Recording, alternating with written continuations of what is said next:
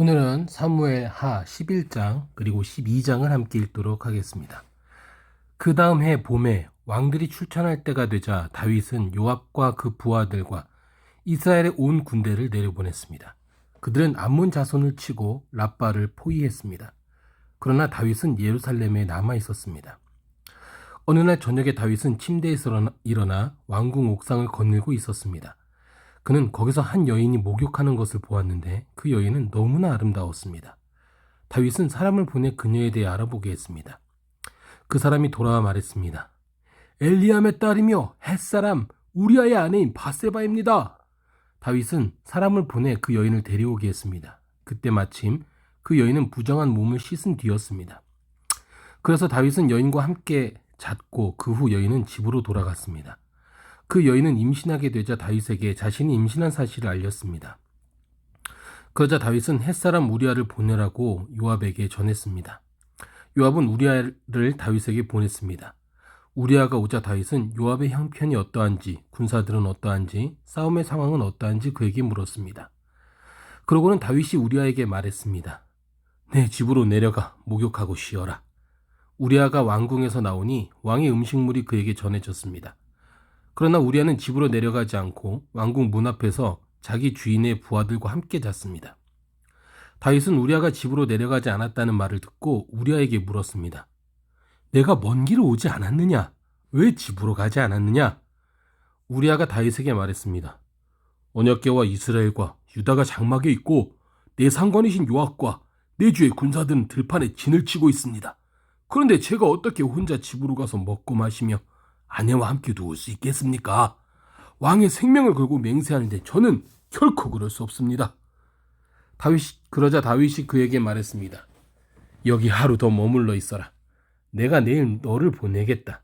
우리아는 그날과 다음 날도 예루살렘에 머물렀습니다. 다윗은 우리아를 초청해 자신과 함께 먹고 마시며 취하게 했습니다.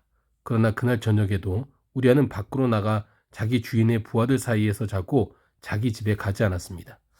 이튿날 아침 다윗은 요압에게 편지를 써서 우리아 편에 보냈습니다. 그 편지에는 이렇게 쓰여 있었습니다. 우리아를 싸움이 가장 치열한 최전선으로 내보내고 너희는 뒤로 물러가 그가 맞아 죽게 하여라. 요압은 성을 포위하고는 적진에 가장 강한 용사들이 있는 곳을 알아내어 우리아를 그곳에 보냈습니다. 그 성 사람들이 나와 요압과 싸울 때 다윗의 군대에서 몇몇이 쓰러졌고 그때 햇사람 우리아도 죽었습니다. 요압은 다윗에게 심부름꾼을 보내서 싸움의 상황을 보고했습니다. 그리고 심부름꾼에게 이렇게 일러두었습니다. 왕께 전쟁에서 일어난 모든 일을 다 보고하고 났을 때 왕께서 불같이 화를 내시며 왜 그렇게 성 가까이 가서 싸웠느냐? 성벽에서 화살을 쏘아댈 것을 몰랐느냐? 요룹베셋의 아들 아비멜렉이 죽인 사람이 누구냐? 한 여자가 성벽에서 맷돌 윗짝을 던져서 그가 데베스에서 죽은 것이 아니냐? 왜 그렇게 성 가까이 갔느냐? 하고 내게 물으시냐? 왕의 종 햇사람 우리아도 죽었습니다. 라고 대답하여라. 심부름꾼은 길을 떠나 다윗에게 도착해 요압이 일러준 대로 모두 전했습니다. 심부름꾼이 다윗에게 말했습니다. 저들이 우리를 몰아내려고 들판으로 나왔지만 우리가 그들을 쳐서 성문 쪽으로 몰아갔습니다. 그러자 활 쏘는 사람들이 성벽에서 왕의 종들에게 화살을 쏘아댔고 왕의 군사들 몇몇이 죽었습니다. 또 왕의 종 햇사람 우리아도 죽었습니다. 그러자 다윗이 심부름꾼에게 말했습니다. 요압에게 이 일로 괴로워할 것 없다. 칼이라는 것은 이 사람도 죽이고 저 사람도 죽이는 법이다. 그 성을 더욱 맹렬히 공격해 함락시켜라고 말해 요압을 격려하도록 하여라. 우리아의 아내는 남편이 죽었다는 소식을 듣고 슬피 울었습니다. 슬픔의 기간이 끝나자 다윗은 사람을 보내 그녀를 자기 집으로 들였고 그 여인은 다윗의 아내가 되어 아들을 낳았습니다. 그러나 다윗이 한 이 일은 여호와께서 보시기에 악했습니다. 여호와께서 다윗에게 나단을 보내셨습니다. 그가 다윗에게 가서 말했습니다. 한 성에 두 사람이 살고 있었는데 한 사람은 부자였고 다른 한 사람은 가난했습니다. 부자에게는 양과 소가 아주 많았지만 가난한 사람은 자기가 사다 키운 작은 암양 새끼 한 마리밖에 없었습니다. 그 양은 그의 자식들과 함께 자라며 그가 먹는 것을 같이 먹었고 그 잔에서 같이 마셨으며 그 품에서 잤습니다. 그 양은 그에게 마치 딸과 같았습니다. 하루는 부자에게 손님이 왔습니다. 하지만 그는 자기에게 온 손님을 대접할 때 자기 소나 양을 잡지 않고 가난한 사람의 그 새끼 양을 잡아 자기에게 온 손님을 대접했습니다. 그 말을 듣고 다윗은 불같이 화를 내며 나단에게 말했습니다.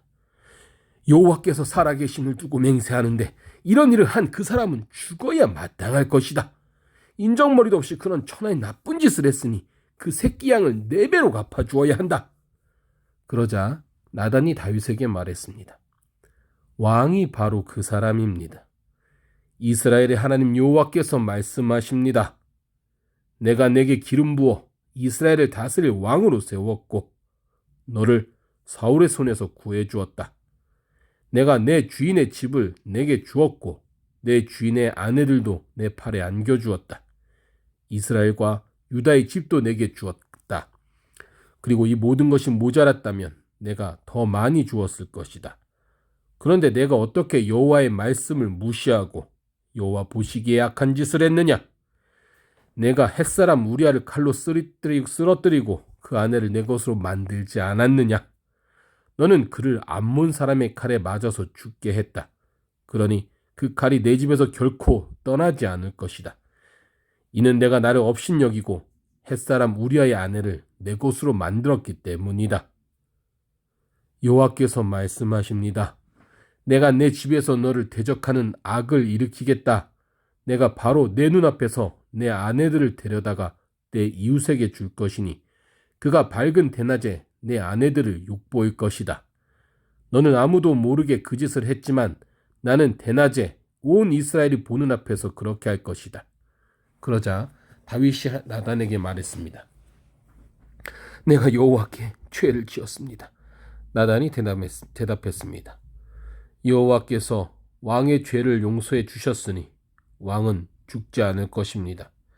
하지만 이 일로 인해 왕이 여호와의 원수들에게 모독할 거리를 주었으니 왕이 낳은 아이가 죽을 것입니다. 나단이 집으로 간 뒤 여호와께서 우리아의 아내가 다윗에게 낳아준 아이를 치시자 그 아이가 병이 들었습니다. 다윗은 아이를 위해 하나님께 간절히 기도했습니다. 그는 금식하고 들어가서 땅바닥에 엎드려 밤을 지새웠습니다. 집안의 노인들이 그 옆에 서서 일어나기를 권했지만 다윗은 그 말을 듣지 않고 그들과 함께 먹지도 않았습니다. 7일째 되는 날 아이가 죽었습니다. 다윗의 종들은 아이가 죽었다는 말에 다윗에게 전하기가 두려웠습니다. 아이가 살아있을 때도 다윗 왕이 우리 말을 듣지 않았는데 아이가 죽은 것을 우리가 어떻게 말할 수 있겠는가? 그 소식을 들으면 왕께서 얼마나 상심하시겠느냐? 하고 생각했기 때문입니다. 다윗은 자기 종들이 수군거리자 아이의 죽음을 눈치채고 물었습니다. 아이가 죽었느냐? 그들이 대답했습니다. 그렇습니다. 죽었습니다. 그러자 다윗은 일어나 몸을 씻고 기름을 바르고 옷을 갈아입은 후 여호와의 집으로 들어가 경배를 드렸습니다. 그리고 자기 집으로 돌아와 음식을 가져오라고 해서는 먹기 시작했습니다. 그의 종들이 다윗에게 물었습니다. 이게 어찌된 일이십니까? 아이가 살아있을 때는 금식하고 오시더니 지금 아이가 죽었는데 일어나 잡수시다니요. 다윗이 대답했습니다. 아이가 아직 살아있을 때 내가 금식하고 운 것은 여호와께서 내게 은혜를 베푸셔서 아이를 살려주실지도 모른다는 생각 때문이었다. 하지만 이제 그 아이가 죽었으니 왜 금식하겠느냐? 내가 그 아이를 되돌릴 수 있겠느냐? 나는 그 아이에게로 갈 테지만 그 아이는 내게 돌아오지 못한다. 그러고 나서 다윗은 자기 아내 밧세바를 위로하고 들어가서 그와 동침했습니다. 그래야 밧세바는 아들을 낳았고 다윗은 아이의 이름을 솔로몬이라고 지었습니다. 여호와께서는 그 아이를 사랑하셨습니다. 여호와께서 그 아이를 사랑하셨기에 나단 예언자를 통해 그 아이의 이름을 여디디아라고 지어주셨습니다. 한편 요압은 암몬 자손의 랍바와 싸워 그 왕의 도성을 빼앗았습니다. 그러고 나서 요압은 다윗에게 심부름꾼을 보내 말했습니다. 제가 랍바와 싸워 도성으로 들어가는 급수 지역을 빼앗았습니다.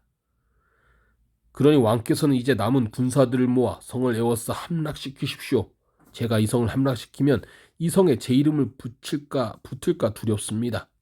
그러자 다윗은 모든 군대를 소집해 랍바로 가서 그 성을 공격해 함락시켰습니다. 다윗은 암몬 왕의 머리에서 무게가 1달란트나 되는 보석으로 장식한 왕관을 빼앗아 자기 머리 위에 섰습니다. 다윗은 그 성에서 엄청나게 많은 전리품을 가져왔고 그곳에 있던 사람들을 데려다가 톱질과 곡괭이질과 도끼질과 벽돌 굽는 일을 시켰습니다. 다윗 왕은 암몬 자손의 모든 성에 대해 이와 똑같이 한 후 그의 모든 군대를 거느리고 예루살렘으로 돌아갔습니다.